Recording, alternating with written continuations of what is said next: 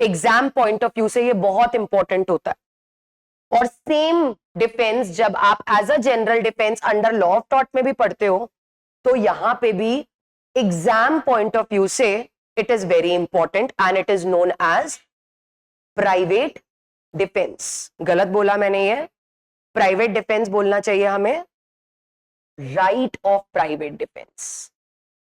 It is not just defence, का नाम तो डेफिनेटली प्राइवेट डिफेंस है, but it is never known as only private defence, rather it is known as right of private defence. इसको BNS में भी या IPC में भी राइट ऑफ प्राइवेट डिफेंस बोला जाता है।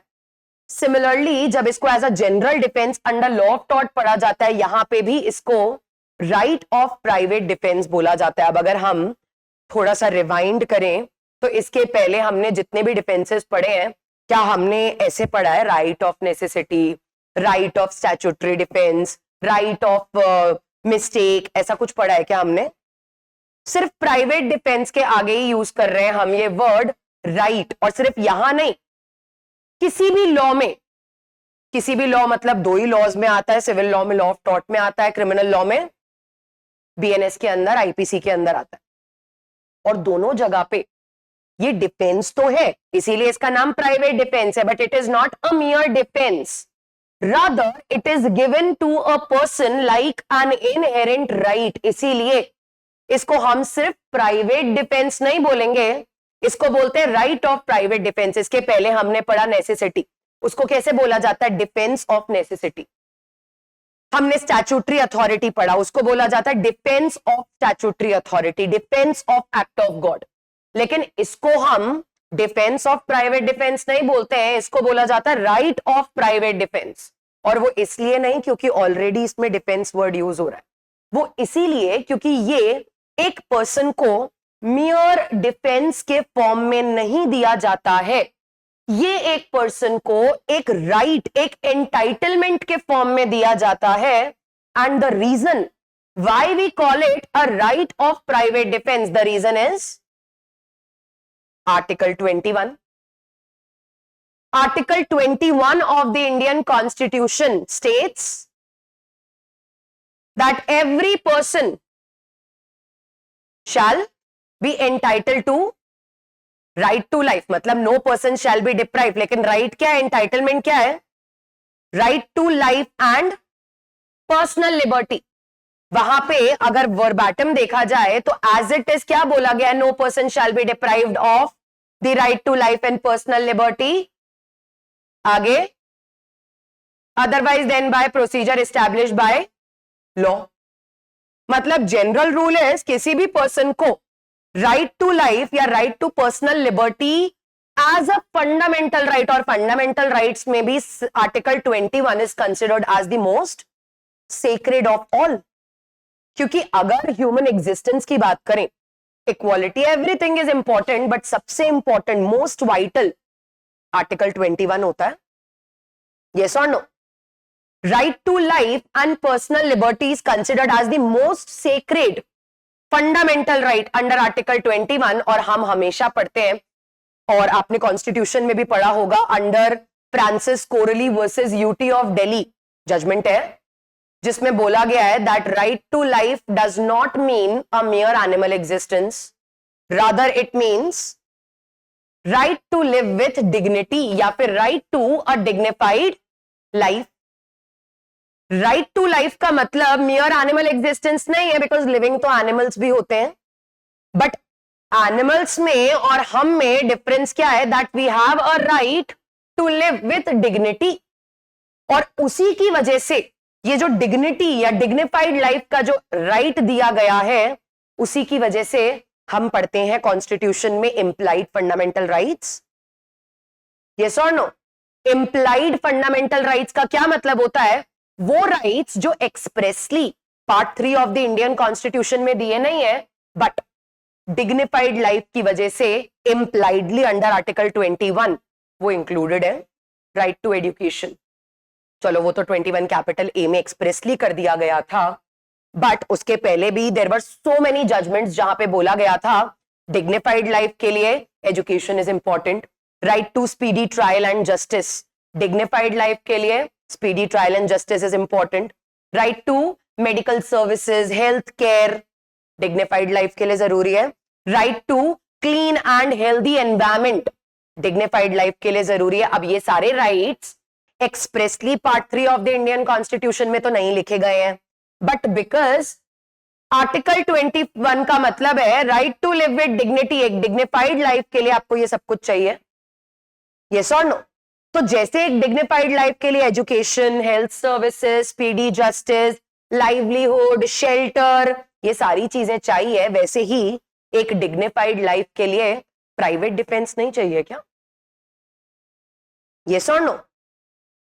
एक डिग्निफाइड लाइफ के लिए, right to live with dignity के लिए, right to private defence is also impliedly inherent. अब भले ही राइट टू प्राइवेट डिफेंस कोई फंडामेंटल राइट एक्सप्रेसली नहीं दिया गया है, but under article 21, because article 21 का मतलब है right to live with dignity. For my dignity what I require that no person should touch my property without my permission, no person should attack on my body, no person should attack on my property, that is also required for a dignified life। और article 21 में हम right to life के साथ साथ personal liberty की भी बात करते हैं, which means personal freedom, yes और नो।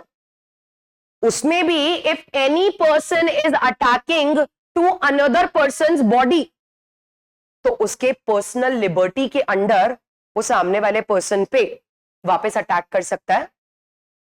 अपनी बॉडीली लिबर्टी को या अपने प्रॉपर्टी या बॉडी को प्रोटेक्ट करने के लिए आर्टिकल 21 ने इंप्लाइडली आपको राइट दिया है कि अपने आप को प्रोटेक्ट करने के लिए, अपनी बॉडी को प्रोटेक्ट करने के लिए आप सामने वाले पर्सन पे अगर अटैक भी कर देते हो और उसको एक इंजरी भी कॉज कर देते हो, then you will not be held liable neither under law of crime nor under law of tort. Why? Because it is essential for a dignified life.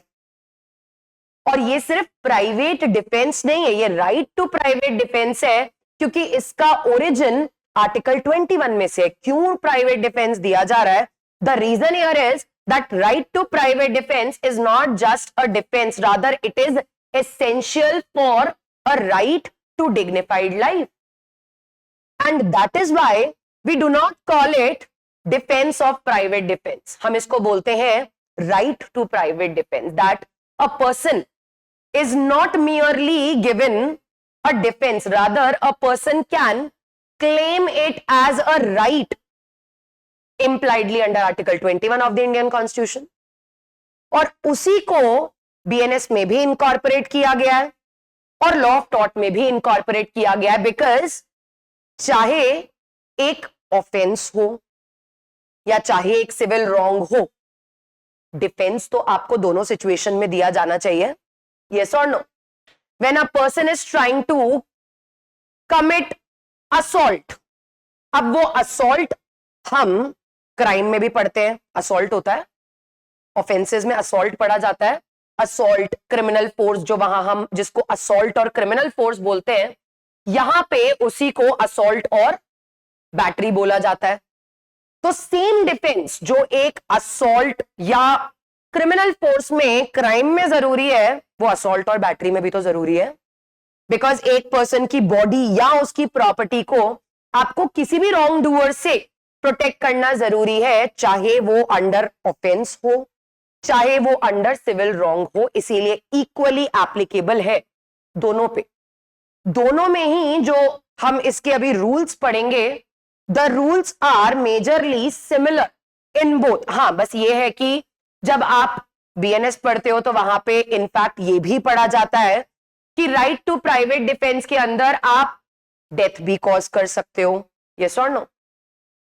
यहां ये नहीं कर सकते, ऑफ कोर्स ग्रेविटी तो कम करनी पड़ेगी, वरना लॉ ऑफ क्राइम और लॉ ऑफ टॉर्ट में डिफरेंस ही क्या रह गया। यहां वो नहीं कर सकते, but again that doesn't mean कि ये सिविल रॉन्ग है तो यहां पे हमें अपनी बॉडी या प्रॉपर्टी को प्रोटेक्ट नहीं करना है। Equal protection is required in civil law also for the body और प्रॉपर्टी, बिकॉज आर्टिकल 21 तो इररिस्पेक्टिव ऑफ एनी फैक्ट हर किसी पे अप्लाई होता है। पर्सन वर्ड यूज हुआ है, एवरी पर्सन, किसी पे भी यूज हो सकता है, यस और नो? तो आर्टिकल 21 के अंडर हमें राइट दिया गया है, right to live with dignity, जिसके लिए प्राइवेट डिफेंस का राइट बहुत जरूरी है। बिकॉज अगर प्राइवेट डिफेंस का राइट नहीं दिया गया होता, then what would have happened? अगर ये राइट टू प्राइवेट डिफेंस नहीं दिया गया होता, कोई भी आके किसी की बॉडी पे अटैक कर रहा है, कोई भी आके किसी की प्रॉपर्टी पे अटैक कर रहा है, can that be done? Do you think that is according to the essence of article 21? Never. Because Article 21 aims to preserve the life, the dignified life, the dignity of the individual. और dignity के लिए जरूरी है that I should have a boundary, एक boundary होनी चाहिए, तो उस boundary के अंदर no person can attack my body and no person can attack my property. और वो जो boundary है उसी को हम बोलते हैं right of private defense. मतलब अगर वो boundary cross करके कोई भी आके आपकी बॉडी या आपकी प्रॉपर्टी को हार्म कॉज कर रहा है, देन इन रिटर्न ऑल्सो आप भी उसको हार्म या इंजरी कॉज करके अपनी बॉडी या अपनी प्रॉपर्टी को प्रोटेक्ट या डिफेंड कर सकते हो. That is known as private defence या राइट ऑफ प्राइवेट डिफेंस. और ये वर्ड राइट जस्टिफाई होता है आर्टिकल 21 से. समझ आ रहा है? अब नाम क्या है इसका? Private defence. चलो राइट वाला तो हमें समझ आ गया, राइट टू प्राइवेट डिफेंस क्यों बोला जाता है, आर्टिकल 21 में बोला गया. प्राइवेट डिफेंस का मतलब क्या हुआ? What do you mean by private defence? What is defence? Private चलो हटाओ. What is defence? To save, किसी को बचाना हार्म से. डिफेंड आप खुद को भी करते हो, डिफेंड आप किसी और को भी कर सकते हो, डिफेंड आप अपनी प्रॉपर्टी को भी कर सकते हो, डिफेंड आप किसी और की प्रॉपर्टी को भी कर सकते हो. उसको डिफेंड बोला जाएगा या डिफेंस बोला जाएगा. लेकिन यहां पे इस जनरल डिफेंस के पहले वर्ड क्या यूज हुआ है? डिफेंस के पहले वर्ड क्या है? प्राइवेट. और प्राइवेट का मतलब क्या होता है? Personal. That means if I am there then I can defend my own body और I can defend my own property. मतलब अगर मेरे सामने कोई मेरे नेबर की प्रॉपर्टी में जा रहा है और मैं देख सकती हूं कि कुछ 2-3 रॉबर्स मेरे नेबर की प्रॉपर्टी में जा रहे हैं और मेरा जो नेबर है he is out of town और मेरे सामने उन लोगों ने उसके प्रॉपर्टी का ताला तोड़ा है, दरवाजे का जो लॉक था, they broke the lock and they entered into the house. लेकिन मैं बोलूंगी नहीं नहीं, डिफेंस का नाम प्राइवेट डिफेंस है. प्राइवेट मतलब अपना खुद का. तो अपना अपना देखो, अपनी प्रॉपर्टी को बचाओ, अपनी बॉडी को बचाओ. वो जब अपना शहर से आएगा तो वो आके अपनी प्रॉपर्टी को खुद बचाएगा. छोड़ो, ऐसा होगा क्या? No. We have to consider कि इवन दो इस डिफेंस का नाम है private defence, but it is not limited to defending your own body and defending your own property. The right to private defence includes the defending of your own body or the body of someone else, defending your own property or the property of someone else, because एक dignified life जितनी मेरी जरूरी है उतनी दूसरे person की भी जरूरी है. और जब आप फंडामेंटल राइट्स या फंडामेंटल ड्यूटीज पढ़ते हो, वहां पे सबसे इंपॉर्टेंट क्या पढ़ा जाता है? या फंडामेंटल क्या, कोई भी राइट होगा अगर, each and every person must enjoy his or her right and also respect the rights of the others. मुझे राइट दिया गया है लेकिन मुझे यह भी ध्यान में रखना पड़ेगा इक्वल राइट बाकी लोगों को भी तो दिया गया है. अगर मेरे लिए मेरी प्रॉपर्टी, मेरी बॉडी इंपॉर्टेंट है, उतनी ही इंपॉर्टेंस सामने वाले पर्सन के लिए भी है. But if some due to some reason वो अपने आप को डिपेंड नहीं कर पा रहा है, then each and every person has the duty to defend the body or property of another also. क्योंकि अगर सिर्फ प्राइवेट डिफेंस का मतलब प्राइवेट डिफेंस ही होता, अपना खुद का डिफेंस, चाहे अपनी बॉडी हो, अपनी प्रॉपर्टी हो, सिर्फ अपना ही होता तो क्या होता? मैं शायद बीएनएस में भी मैंने एग्जांपल दिया होगा कि if I am staying at my home और मेरे साथ एक मेरा 3-year-old नेफ्यू है फॉर एग्जांपल, एक दिन कोई आया और उसको किडनैप करने की कोशिश की, उसको ड्रैग करके ले जाया जा रहा है, उसको किडनैप किया जा रहा है. मैं उसको बचाऊंगी नहीं। क्यों? प्राइवेट डिफेंस है, मेरा मेरा प्राइवेट डिफेंस है, तेरा तेरा प्राइवेट डिफेंस है, तू खुद को खुद बचा। ऐसा होगा? बिकॉज मुझे पता है अगर प्राइवेट डिफेंस का मतलब सिर्फ प्राइवेट डिफेंस है, मुझे अगर कोई हार्म कॉज करेगा मैं खुद को बचा सकती हूँ, मेरी प्रॉपर्टी को अगर कोई हार्म कॉज करेगा मैं उसको बचा सकती हूँ।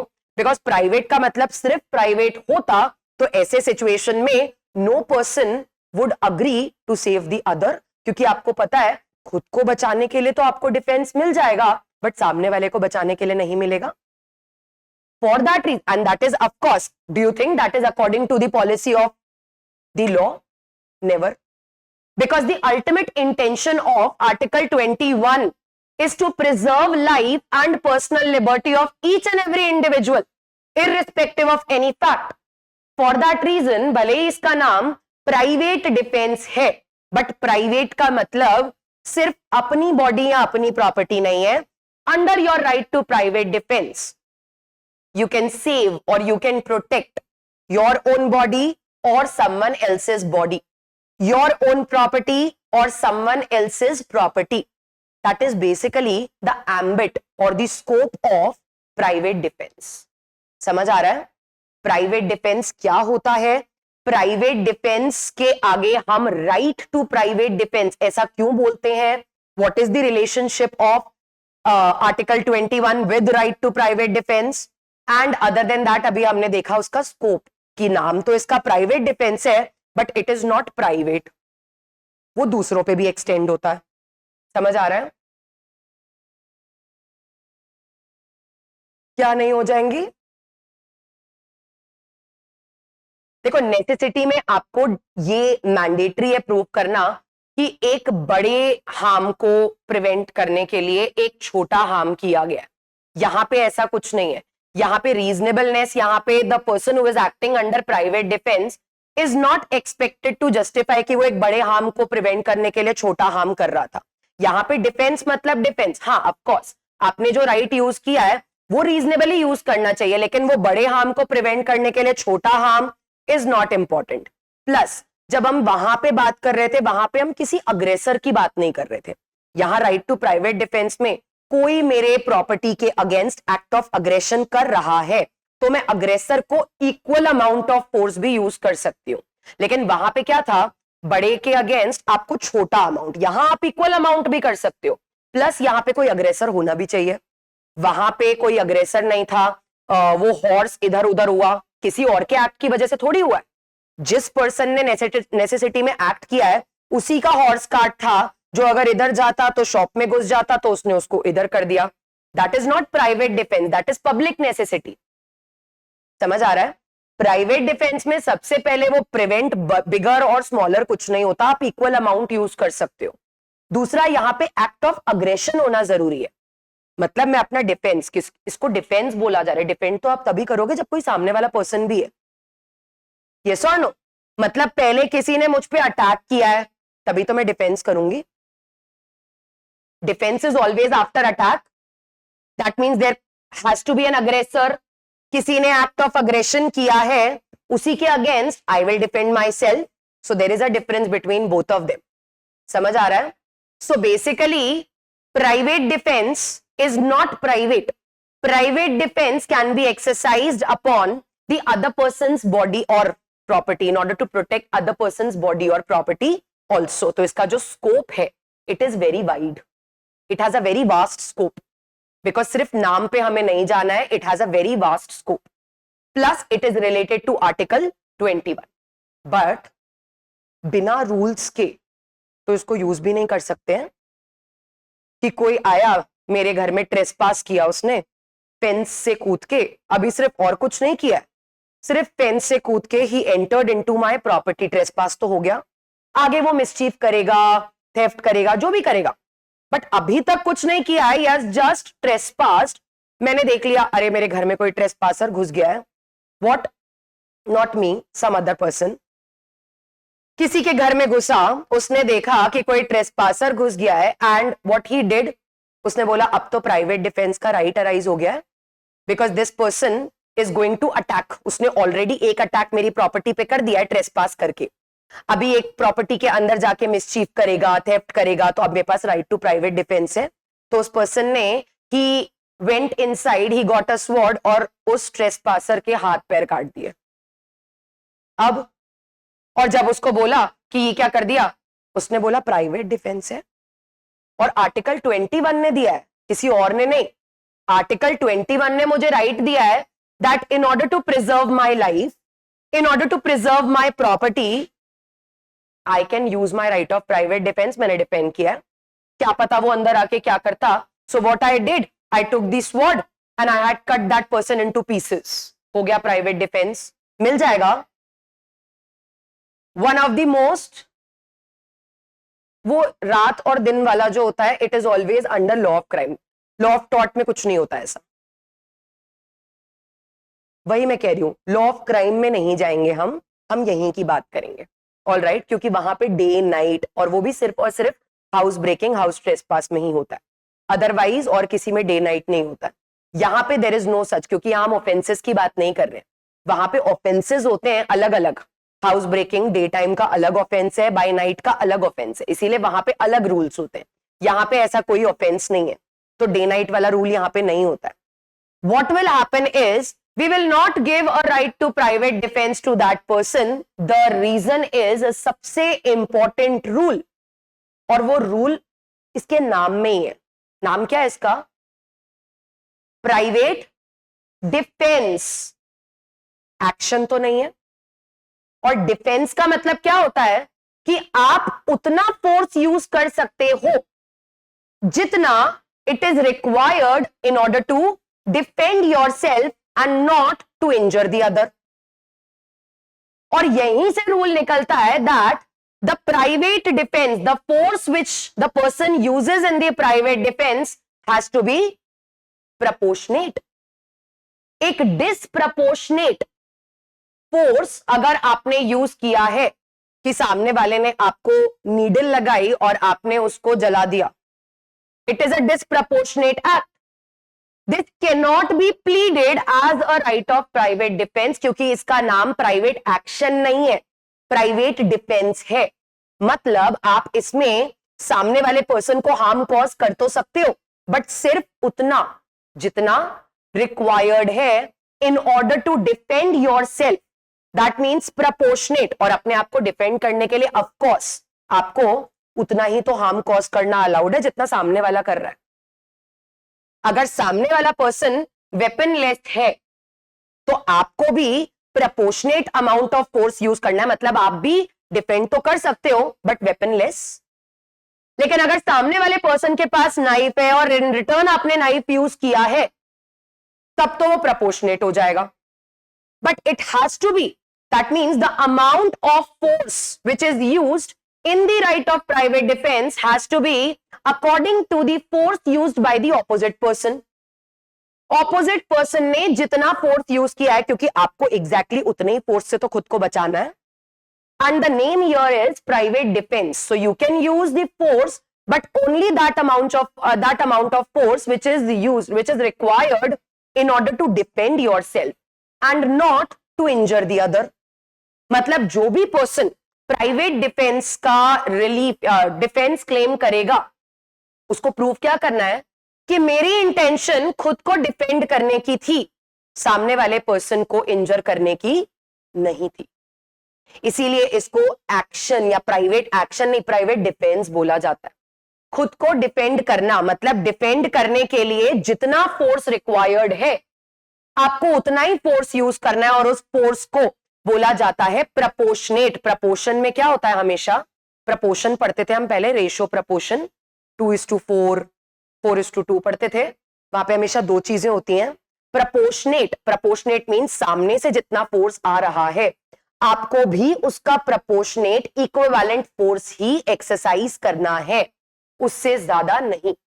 अगर आपने उससे ज्यादा फोर्स एक्सरसाइज कर दिया, then the defense of private defense shall not be given to that person, because he will be said to have exceeded the right of private defense.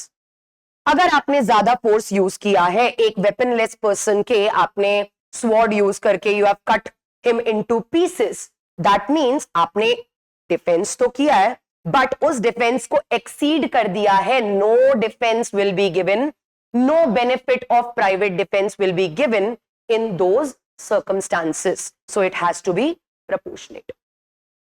समझ आ रहा है? प्रपोर्शनेट को क्या हम बोल सकते हैं कि यहां पे प्राइवेट डिफेंस भी रीजनेबली यूज करना है। प्रपोर्शनेट को रीजनेबल बोला जा सकता है, जैसे हम नेसेसिटी में रीजनेबल बोल रहे थे, अगेन बैलेंसिंग को, बिगर हार्म को प्रिवेंट करने के लिए स्मॉलर हार्म, रीजनेबलनेस। यहां पे रीजनेबलनेस क्या है? जितना फोर्स यूज हो रहा है मैक्सिमम उतना फोर्स आप यूज कर सकते हो अपने आप को डिफेंड करने के लिए। अगर आपने उससे ज्यादा यूज किया, प्रपोर्शन डिस्टर्ब हो जाएगा and that will be an unreasonable act, और एक अनरीजनेबल एक्ट के लिए आपको कोई डिफेंस नहीं मिलेगा। So the rule is the force which is used in right of private defense has to be proportionate and reasonable. जैसे यहीं पे एक बहुत इंपॉर्टेंट केस है, आपने सुना भी होगा, which is known as the Holbrooke case. Bird versus Holbrooke बोला जाता है उसको, फेमस नाम उसका हॉलब्रुक केस भी उसको बोला जाता है। सुना है कभी? यहां पे एक लेडी, ये उसका घर था, and this is basically the boundary of her house.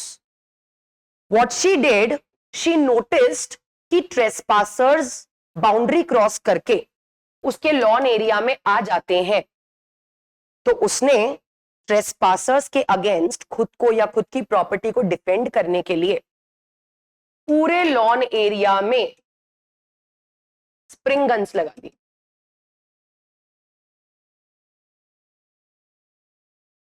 She had put spring guns in the entire area and the intention was to protect herself or to protect the property from the trespassers.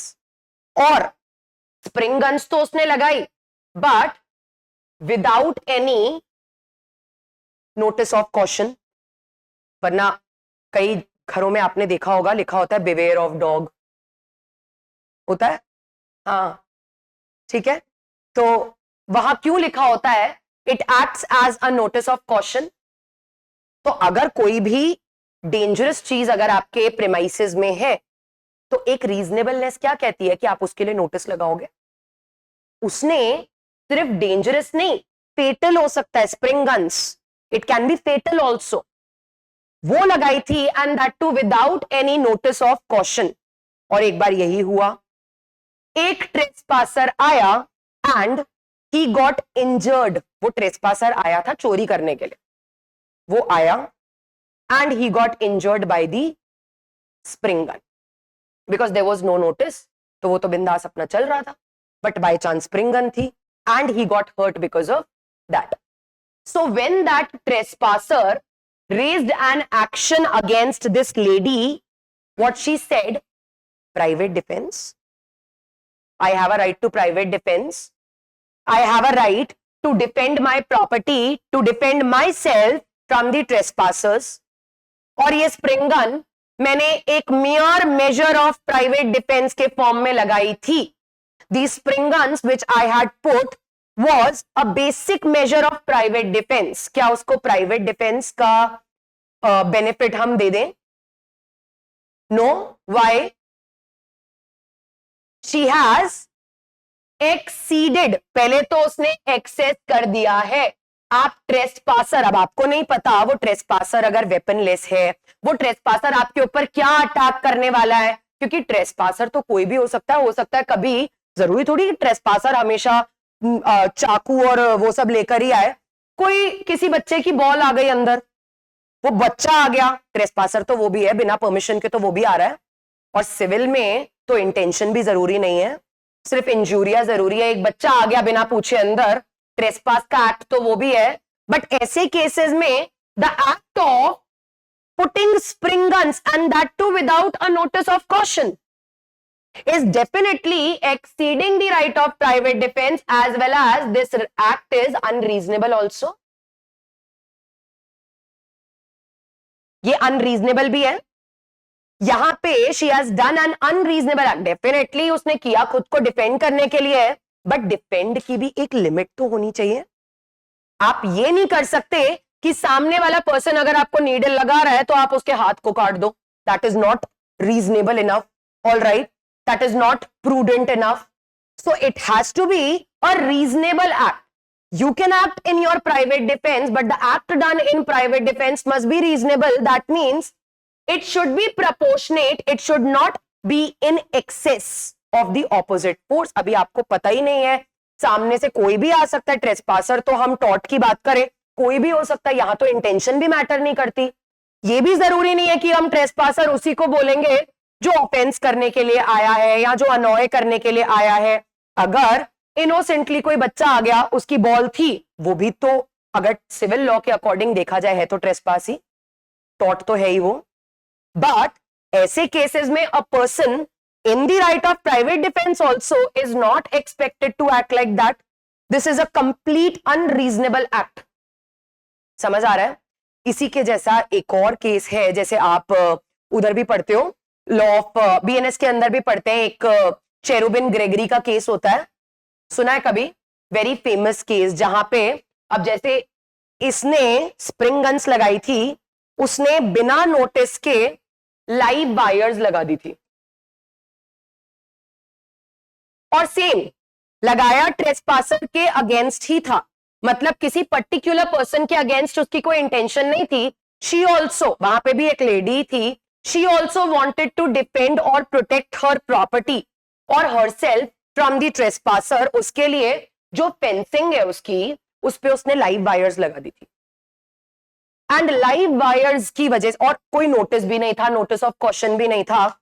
यही हुआ, one day one trespasser came and that person got injured, और उसमें तो that person died because of the electric shock. मतलब वो उसके facts अलग थे, बट ब्रीफ में हम समझ रहे हैं क्योंकि वो बेसिकली बीएनएस का केस है. बट सिमिलर फैक्ट्स हैं, जैसे बर्ड्स वर्सेस हॉलब्रुक वाले में है, सेम चेरुबिन ग्रेगरी वाले भी केस थे. यहां पे स्प्रिंग गन है, वहां पे इट वाज लाइव वायर, लेकिन दोनों में there was no notice of caution. क्या ऐसे केसेस में प्राइवेट डिफेंस का राइट क्लेम किया जा सकता है? No, because the force which has been used is excess as well as unreasonable. लेकिन रूल क्या है? It has to be proportionate. सामने से जितना फोर्स आ रहा है आपको उतना ही फोर्स यूज करना है. या फिर इसको अलग तरीके से भी बोल सकते हैं, you can use as much force as it is necessary to defend yourself and not to harm the other. Your intention should not be to cause harm to the other person, rather your intention should be to defend yourself or to defend your body or whatever. So basically it has to be proportionate and reasonable. Rule number 1 समझ आया ये? इसके अलावा एक और rule भी तो होता है. क्या कभी भी आप अपना प्राइवेट डिफेंस का राइट एक्सरसाइज कर सकते हो?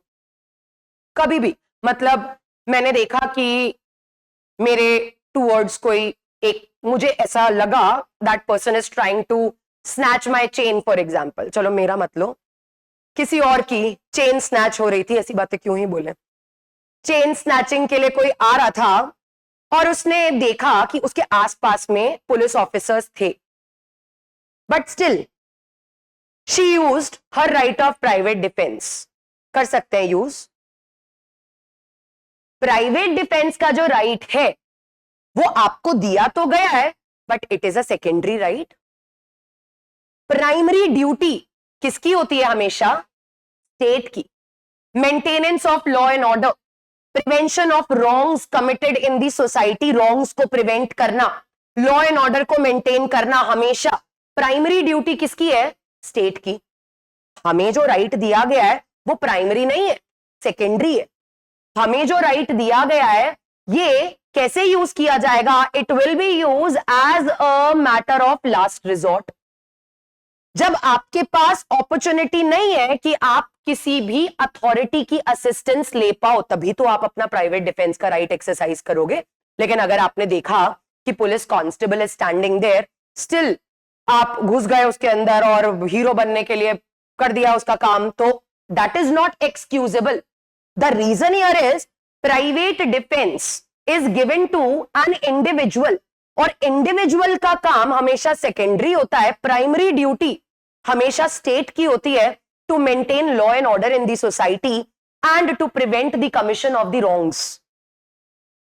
So the right of private defense can be used to defend yourself, to defend the property, but it cannot be used at the first instance. It will be used only as a matter of last resort. That means when there is no scope of taking the recourse from the authorities, when there is no scope of taking the assistance from the authorities, तभी private defense use किया जाएगा. समझ आ रहा है? Rule number 2 हुआ ये. Rule number 1, it has to be proportionate and reasonable.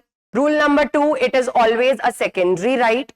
Primary duty always is of the state. The state has the primary duty to protect the citizens और the people. अगर स्टेट का या authority नहीं है तब आप अपना प्राइवेट डिफेंस का राइट एक्सरसाइज कर सकते हो. इसके अलावा एक और बहुत इंपॉर्टेंट रूल है प्राइवेट डिफेंस का, और वो भी एक तरीके से प्राइवेट डिफेंस का आप इसको स्कोप भी बोल सकते हो. प्राइवेट डिफेंस कभी भी यूज किया जा सकता है. But if one person was coming towards me और मुझे एक एप्रीहेंशन हुआ that he is going to hurt me for example, but उसके पहले that person could come near, what I did, I picked up a stone, और जैसे मैंने उसको स्टोन दिखाया, दैट जेस्चर, उस जेस्चर से ही जो पर्सन आ रहा था वो डर गया और वो जाने लगा वापस. अब जब वो जाने लगा तो पीछे से मैंने उसके ऊपर स्टोन मार दिया, ही गॉट हर्ट, और तब मैंने डिफेंस लिया. प्राइवेट डिफेंस था. ले सकते हैं क्या? No. Private defence can be claimed only during the continuance of the apprehension और डेंजर. यस, हम लॉ ऑफ क्राइम में एप्रीहेंशन वर्ड ज्यादा यूज करते हैं, इसीलिए लॉ ऑफ टॉर्ट में ज्यादातर डेंजर वर्ड यूज होता है. मतलब जिस टाइम से आपका डेंजर बिगिन होगा उस टाइम से आपका right to private defence start हो जाएगा, और जहां आपका डेंजर एंड हो जाएगा वहां आपका राइट टू प्राइवेट डिफेंस भी एंड हो जाएगा. मतलब अगर डेंजर स्टार्ट होने से पहले आपने अपना प्राइवेट डिफेंस का राइट एक्सरसाइज किया, no defence will be given. Similarly danger खत्म होने के बाद अगर आपने राइट टू प्राइवेट डिफेंस को यूज किया है, again no defence will be given. Defence will only be given when the private defence has been used in continuation of the danger. कोई पर्सन आ रहा है, अब जब तक वो आ रहा है and he is not stopping, I can use my right of private defense, but the moment he turned around and he started walking in the other direction, मतलब वो जाने लगा, मतलब डेंजर खत्म हो चुका है. Now if I use my right of private defense, it will not be given to me as a defense because the danger has ended. जैसे इसमें भी एक केस के फैक्ट्स हैं. So what happened, there was a person D, वो एक particular person के घर के सामने से क्रॉस हो रहा था, और इसके घर में देयर वाज अ डॉग, और वो चेन्ड नहीं था. All right, that dog was not chained, the gate was also open. तो जैसे ही ये डी इस ए के घर के सामने से क्रॉस हुआ, इसका जो डॉग है इट केम आउटसाइड और उसने डी को बाइट कर लिया. अब जब उसने डी को बाइट कर लिया, उसके बाद what D did, D took out a pistol from his pocket. लेकिन जब उसने पिस्टल निकाली अपने पॉकेट से, उसी टाइम पे, उसी एक्शन से, बिकॉज वो अग्रेसिव एक्शन था उसका, उसी से वो डॉग डर गया और वो डॉग डर के भागने लगा घर के अंदर वापस. जब वो घर के अंदर वापस जा रहा था तब इसने पीछे से उसको शूट कर दिया, due to which the dog got injured. अब यहां पे जब हमने उस इंजरी के लिए इसको लाइबल किया, he claimed right to private defence, कि मेरे ऊपर अटैक हुआ, उस डॉग ने मुझे बाइट किया है, तो मेरे ऊपर अटैक हुआ है, अटैक के बदले में डिफेंस किया जाता है, मेरे ऊपर अटैक हुआ, उसके बदले में मैंने डिफेंस कर दिया. right to private defense will be given? Yes or no? No. The reason is, जब वो डॉग वापस जाने लगा उसके सिर्फ जेस्चर से ही डेंजर हैड ऑलरेडी एंडेड, और डेंजर एंड होने के बाद then the right can not be used, because right, अब एक बात बताओ, डिफेंड का तो नाम ही है ना right to private defence. Defend कब करोगे? जब अटैक होगा। यस और नो? अटैक का मतलब है डेंजर। जब डेंजर ही नहीं है तो क्या डिफेंड करोगे फिर?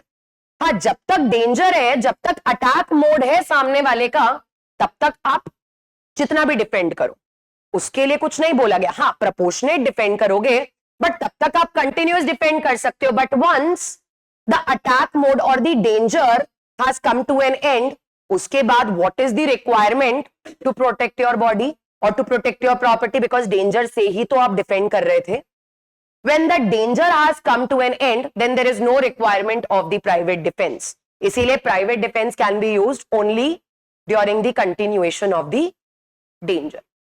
इसी का एक opposite case है, जिसमें again there was a person who was riding his horse, and वो जिस रास्ते पे horse ride कर रहा था, वहीं पे plaintiff का भी हॉर्स था, विच वॉज विशियस, मतलब वो डेंजरस था।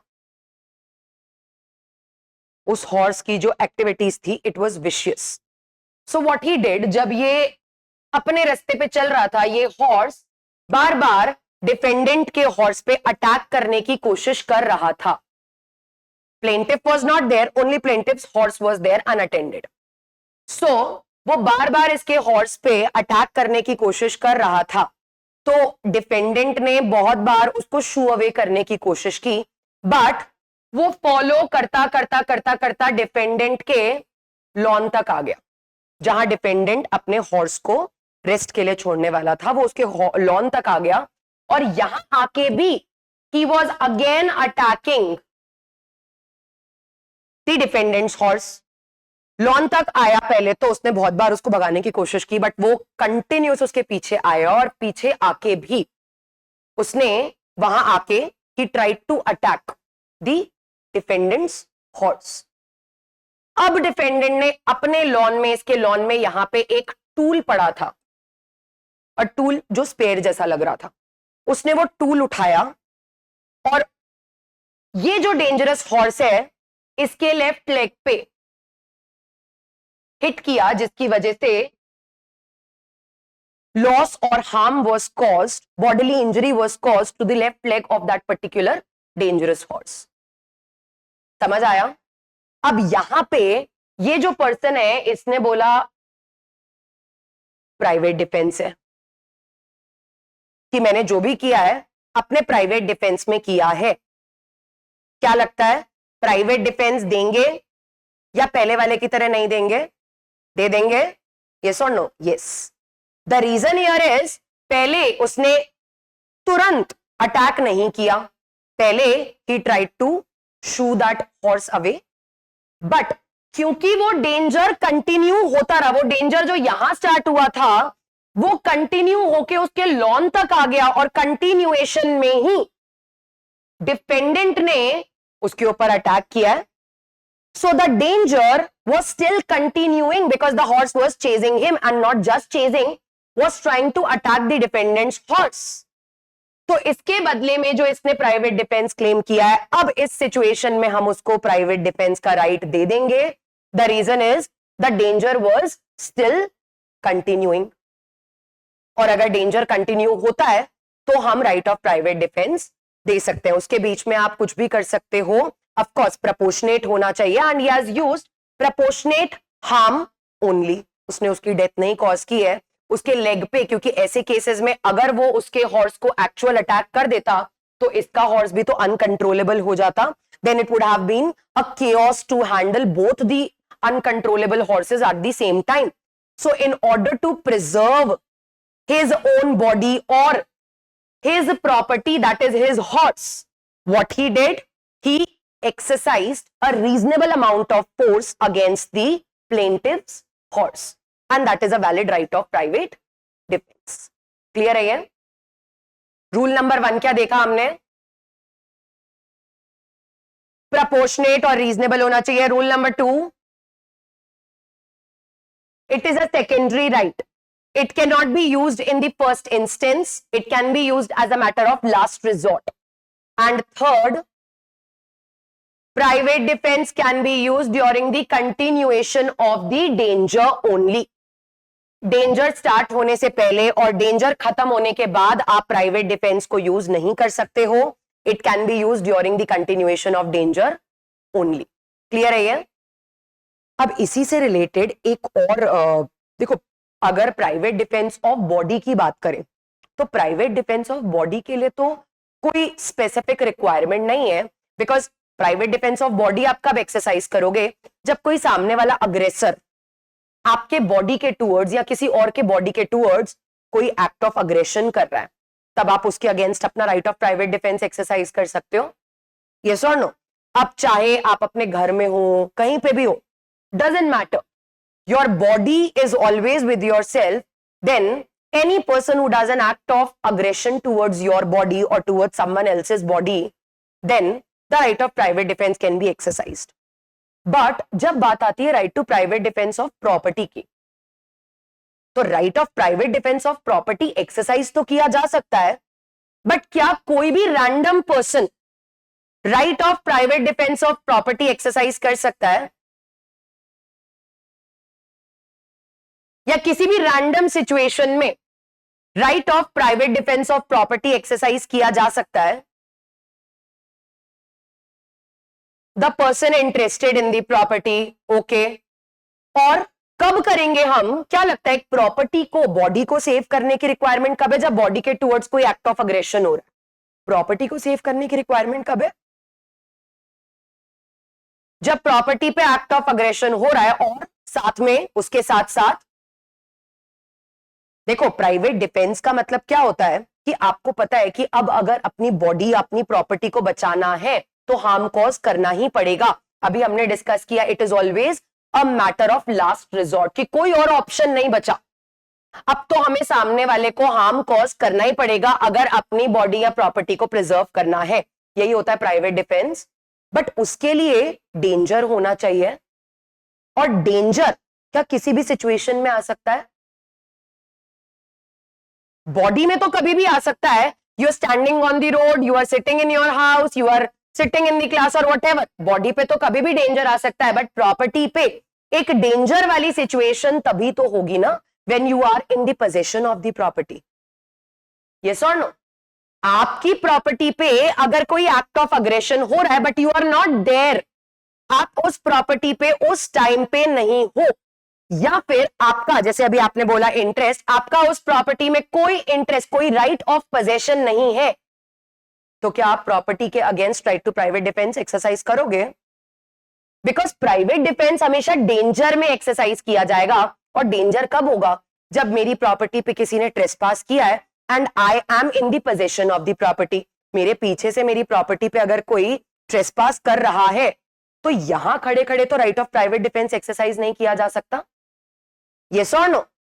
आप प्राइवेट डिफेंस एक्सरसाइज करोगे against the property only when do you are in the possession of the property or you have a right of possession of the property.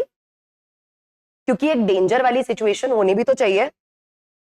सामने वाले person ने, अगर body की बात करें, सामने वाले पर्सन ने अभी तक कोई एक्ट ऑफ अग्रेशन नहीं किया है, बस he has abused the other person. उसने सिर्फ अब्यूज किया है. क्या उसको आप अग्रेशन मान के अपना प्राइवेट डिफेंस का राइट एक्सरसाइज कर सकते हो? नहीं. क्यों? क्योंकि डेंजर नहीं है. जब तक डेंजर स्टार्ट नहीं होगा तब तक प्राइवेट डिफेंस का राइट एक्सरसाइज नहीं हो सकता. बॉडी के केसेस में डेंजर कभी भी आ सकता है, क्योंकि आपके साथ आपकी बॉडी हमेशा होती है, बट आपके साथ आपकी प्रॉपर्टी हमेशा तो नहीं होती. यस और no? If someone is trying to trespass in somebody else's car, अब जब तक आप उस कार में बैठे नहीं हो, आपके ऊपर डेंजर वाली सिचुएशन आएगी क्या? When you are somewhere else, और कहीं और पे घर या कार है जहां पे ट्रेसपास हो रहा है, वहां पे right of private defence can not be done, क्योंकि प्रैक्टिकली पॉसिबल नहीं है. प्राइवेट डिफेंस करने के लिए you should be present there, क्योंकि अगर आपकी प्रॉपर्टी में चाहे मूवेबल हो इमूवेबल हो किसी भी चीज पे कोई मेरी प्रॉपर्टी का थेफ्ट कर रहा है, मतलब मेरी मूवेबल प्रॉपर्टी पे ट्रेसपास कर रहा है, कोई मेरे लॉन में घुस आया मतलब इमूवेबल प्रॉपर्टी में ट्रेसपास कर रहा है, लेकिन I should be there so that I should feel the danger and in return I should do the act of defence, yes और नो। तो जब प्राइवेट डिफेंस ऑफ प्रॉपर्टी की बात आती है, one of the most important aspect is possession of the property. अगर आप property के पोजेशन में हो, और पोजेशन का मतलब यहां पे एक्चुअल पोजेशन है, कंस्ट्रक्टिव नहीं। कंस्ट्रक्टिव पोजेशन क्या होता है?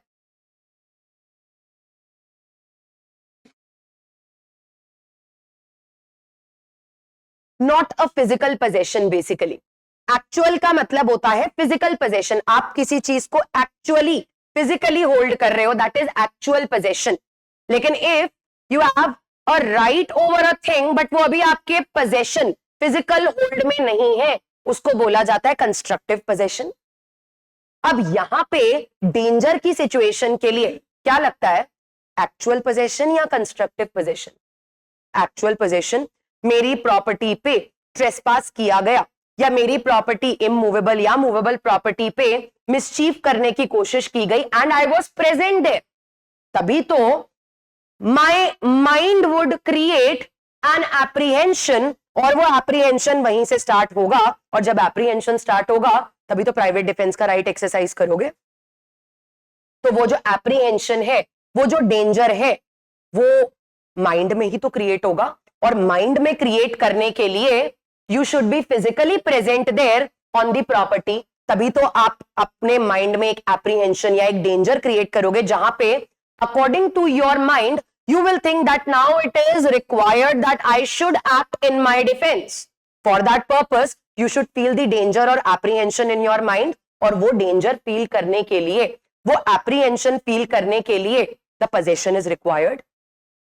बॉडी में नहीं होता है, because a person always has the possession of your body, yes और नो। अपनी बॉडी को रख के तो नहीं आते हम, बॉडी का तो पोजेशन हमेशा होता है, बट प्रॉपर्टी में पोजेशन का कॉन्सेप्ट होता है। प्रॉपर्टी कई बार आपकी पोजेशन में होती है, कभी कभार प्रॉपर्टी आपकी पोजेशन में नहीं होती है when you are away from the property, be it a movable property और an immovable property.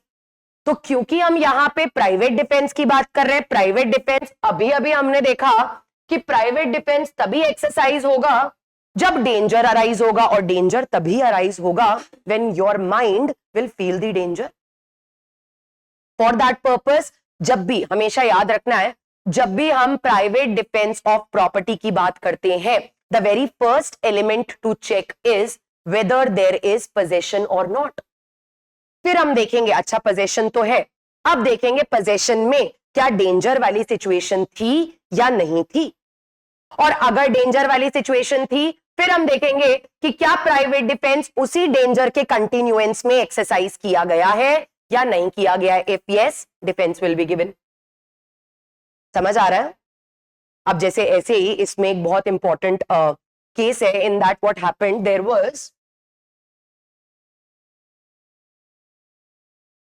A cricket club, और वो क्रिकेट क्लब के अंडर क्रिकेट मैचेस हुआ करते थे, and this was basically the ground जहां पे the matches used to happen.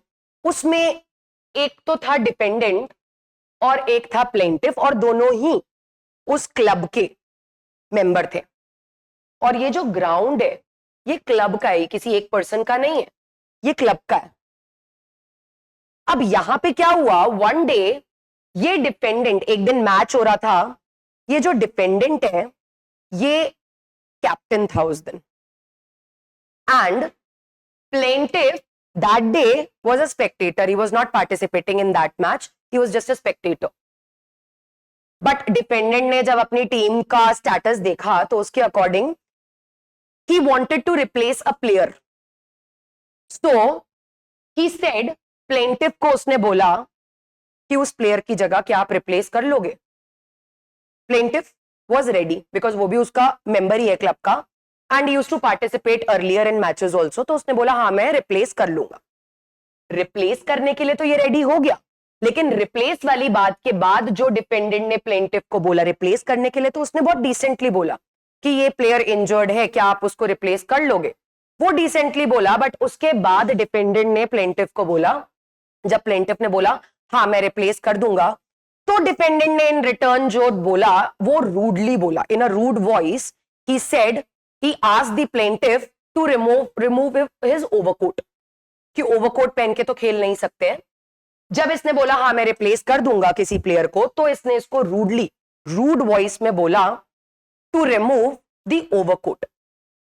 अब क्योंकि इसको रूडली बोला गया है, he also got angry, he also started shouting, और इसने चिल्ला के क्या बोला गुस्से में कि अब either I will remove my overcoat और I will participate in my game.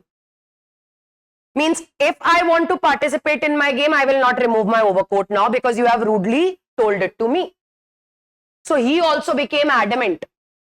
क्योंकि ये कैप्टन था, इसने क्या किया, इसने एक गार्ड को बुलवाया और उस गार्ड को इंस्ट्रक्शन दिया to catch him and throw him out of the ground.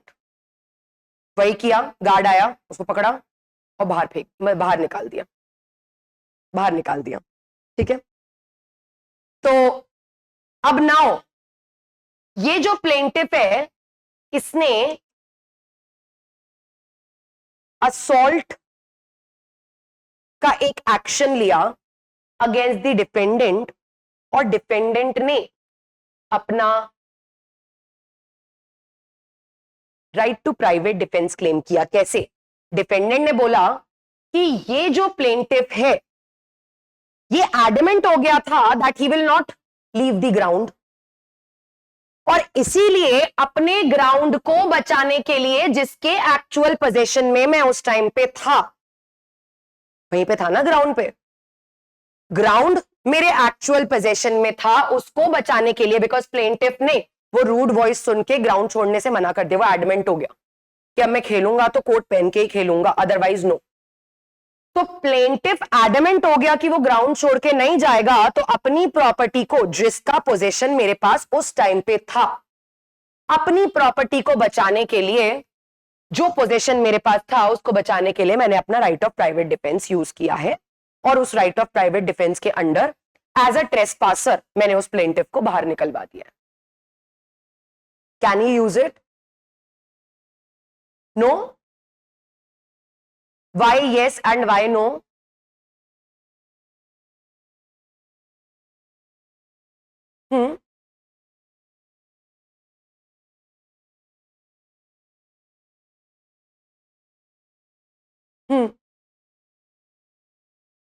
Disciplinary action ले सकता है, बट हम बात कर रहे हैं प्राइवेट डिफेंस की, और प्राइवेट डिफेंस प्रॉपर्टी से रिलेटेड अगर होता है तो हमने अभी अभी डिस्कस किया है, प्रॉपर्टी से रिलेटेड प्राइवेट डिफेंस वही पर्सन ले सकता है who has the actual possession of the property. Here B claimed that he has the actual, मैं तो ग्राउंड पे हूं, so I have the actual possession of the property, and because of that I have the right to exclude the plaintiff being a ट्रेसपासर।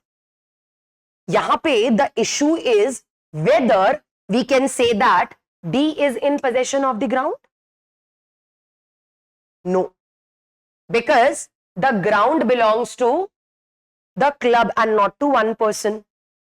अगर मैंने जैसे बोला disciplinary action लेना है, then the committee or the club will take that disciplinary action.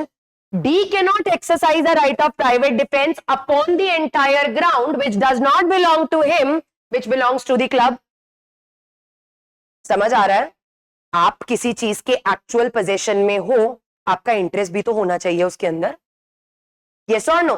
यहां पे भले ही D उस टाइम पे वहां पे फिजिकली प्रेजेंट था, but he has no actual interest because the ground belongs to the club, which means belongs to all the members. हर किसी का इक्वल राइट है, क्लब का ग्राउंड है, डी का ग्राउंड नहीं है। अगर कोई डिसिप्लिनरी एक्शन लेना है, then the club or the committee will take the disciplinary action against the plaintiff. D cannot. इसका मतलब ये नहीं है कि प्लेंटिफ को हम यहां पे एडमेंट होने देते, मैं ये नहीं कह रही। यहां पे मैं ये कह रही हूं, ये प्राइवेट डिफेंस नहीं क्लेम कर सकते, आप कुछ और क्लेम करो कि ये न्यूसेंस क्रिएट कर रहा था यहाँ पे इसलिए इसको निकाला गया है, कुछ भी बोल सकते हो, लेकिन आप प्राइवेट डिफेंस ऑफ प्रॉपर्टी यहां क्लेम नहीं कर सकते, because for private defence of property, जैसे अभी हम डिस्कस कर रहे थे, you should have the actual possession and some interest in the property also. यहां पे प्रॉपर्टी में इंटरेस्ट उस क्लब का है जिसका ये सिर्फ और सिर्फ एक मेंबर है, इसकी प्रॉपर्टी नहीं है। डजंट मैटर ये उस टाइम पे ग्राउंड पे था, but he has no right to take an action against the trespasser because he has no actual interest in the property, he is just a member of this club. For that purpose यहां पे possession वाला aspect, interest वाला aspect नहीं है, तो right of private defense भी नहीं exercise किया जा सकता। समझ आ रहा है? क्लियर है ये? right of private defense के लिए जरूरी है that it has to be proportionate and reasonable, it has to be used as a matter of last resort, it has to be used during the continuation of the danger, it has to be used in cases of right to private defense of property, it has to be used only by the person who is in a situation of danger, और कोई भी person एक danger की situation में तभी होगा, first when he is in actual possession of the property and second when he has an interest in the property। आप किसी चीज को बचाना तो तभी चाहोगे when you are interested in it, yes or no? So actual possession and an interest in the property is required so that the right to private defense of property can be used। लेकिन ये possession और interest वाली बात body के cases में नहीं होती है, because there is no such concept known as possession of body, body is always there with the person, वहां पे ये चीजें नहीं देखी जाएंगी, but property के cases में all these factors are also taken into consideration। Clear है ये? All right, any doubt? No? ठीक है।